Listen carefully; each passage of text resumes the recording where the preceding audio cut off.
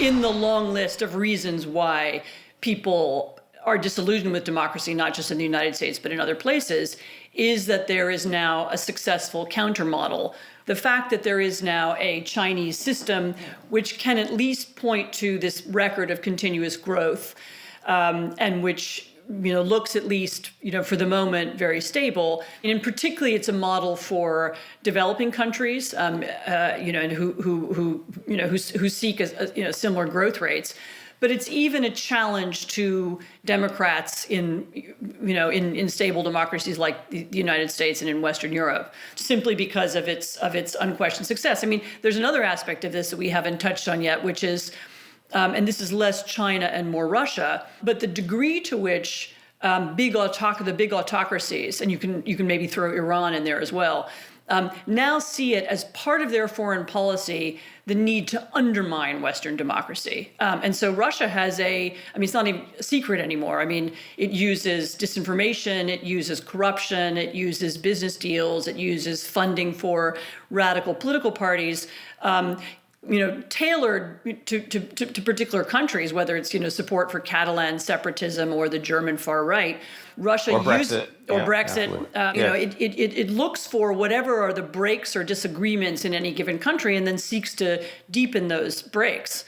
I mean, there certainly is this feeling of promoting moral equivalence amongst systems, and in the case of the Russians and Iranians, leaning into that and helping the process along, as it were. Yeah, no. I mean, the Russian argument is even a little more subtle. I mean, the argument of the Putin regime to its citizens is, okay, we're corrupt, but look how corrupt they are. They're just as corrupt as we are. Things are just as unfair over there. And believe me, everything that goes wrong inside the United States or in Scandinavia or in Southern Europe is immediately beamed back to Russians in the form of state propaganda, and whether it was the attack on the Capitol or whether it's problems absorbing immigrants, whatever is the thing that doesn't work.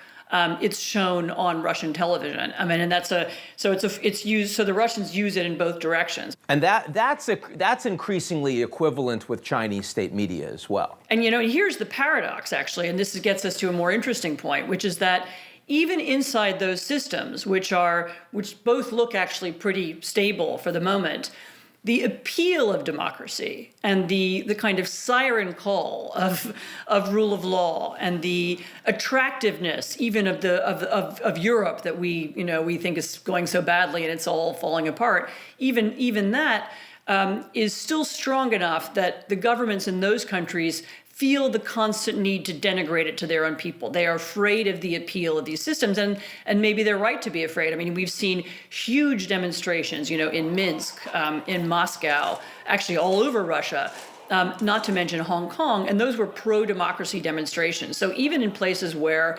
autocracy is the strongest and apparently more successful, this appeal of democracy continues.